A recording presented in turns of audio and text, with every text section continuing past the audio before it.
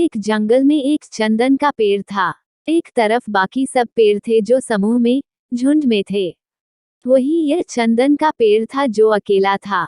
सालों तक इसी तरह से अकेले रहने की वजह से चंदन अपने अकेलेपन से परेशान हो चुका था। उसे भी अब विचार आते थे कि उसके साथ भी कोई खड़ा हो, या कम से कम उसका कोई दोस्त हो जिससे वो इतने बड़े जंगल में खुद को अकेला ना महसूस करें। एक दिन उसने अपने सामने कुछ अंतर पर खड़े पलाश के पेड़ से कहा, तुम तो दिखने में बहुत सुंदर हो। तुम्हारे कितने सुंदर फूल है। मुझे पता है तुम्हारे कई सारे मित्र होंगे, लेकिन अगर तुम चाहो तो मैं भी तुम्हारा मित्र बनना चाहता हूँ। पलाश का पेड़ मुस्कुराया और बोला, हाँ हाँ, क्यों नहीं।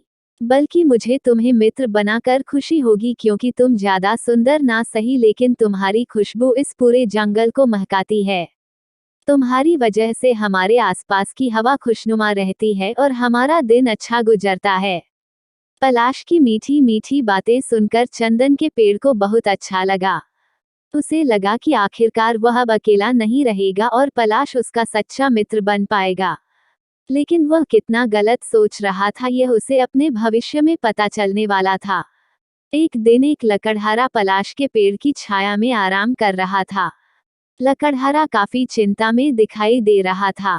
पलाश ने उसे उसकी चिंता का कारण पूछा तो लकड़हारे ने उसे बताया कि वो जंगल से सूखी लकड़ियां काटकर उन्हें बाजार में बेचता है और उनसे पैसे कमाता है, और इस तरह से वह अपना घर चला पाता है।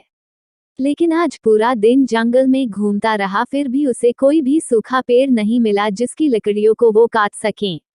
आखिरकार थककर वो यहाँ आराम करने बैठ गया। पलाश लकड़हारे की बातें सुनकर बोला, बस इतनी सी बात। माना कि तुम्हें सूखी लकड़ियां नहीं मिली, मगर तुम्हें कुछ कीमती लकड़ियां मिल जाएगी जिन्हें बेचकर तुम्हें अच्छे खासे पैसे मिले तो तुम्हारी समस्या हल हो जाएगी। लकड़हारे ने कहा, तुम कह तो ठीक रहे हो, लेकिन मुझे कीमती लकड़ियां मिलेगी कहाँ से। पलाश के पेड़ ने लकड़हारे को अपने सामने कुछ दूरी पर वही चंदन का पेड़ दिखाया जिससे उसने थोड़े दिनों पहले ही मित्रता की थी। लकड़हारा तुरंत चंदन के पेड़ के पास गया और उससे थोड़ी लकड़ी का काट ली। चंदन का पेड़ पलाश की धोखेबाजी से काफी दुखी हो गया।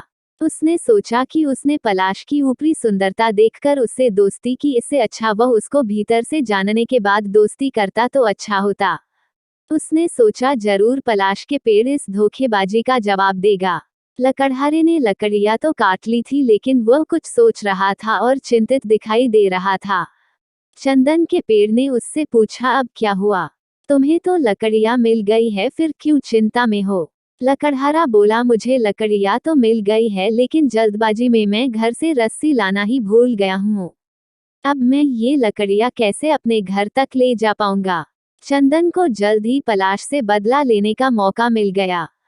चंदन ने लकड़हारे को कहा, इसमें क्या समस्या है। तुम वह जो सामने पलाश का पेड़ है उसकी जड़ें निकाल लो, वह जड़ें काफी अच्छी रस्सी की तरह मजबूत होती है। उनका इस्तेमाल करके तुम लकड़ियां बांधकर अपने घर तक ले जा सकते हो। लकड़हारा चंदन के पेड़ के दिए सुझाव से खुश हो गया और तुरंत पलाश के पेड़ को जड़ से उखाड़कर उसकी जड़ों को रस्सी की तरह इस्तेमाल करके लकड़ियों को बांधकर अपने घर लौट गया। पलाश का पेड़ जड़ से उखड़कर जब अपनी आखिरी सांसें गिन रहा था, तब चंदन के पेड़ ने उससे धोखेबाजी का कारण पूछा। तो उसने बताया कि वह चंदन की खुशबू से जलता था, क्योंकि उसके फूलों की खुशबू चंदन की खुशबू की वजह से दब जाती थी और सभी चंदन की खुशबू की तारीफ करते थे बजाय उसके फूलों की खुशबू की। उस दिन से चंदन के पेड़ ने तय किया कि वह किसी को भी अच्छी तरह से जाने बगैर कभी दोस्ती नहीं करेगा। उसे ये भी समझ में आ गया कि दुर्जन के साथ से अच्छा अकेला रहना ही होता है। तब से चंदन का पेड़ जंगल में अकेला ही रहता। आपको हमारी यह स्टोरी कैसी लगी कमेंट करके जरूर बताना। अगर आपने अभी तक हमारे चैनल को सब्सक्राइब नहीं किया तो ऐसी अच्छी अच्छी कहानी सुनने के लिए हमारे चैनल को सब्सक्राइब करना, वीडियो को लाइक करना और मुझे सपोर्ट करना।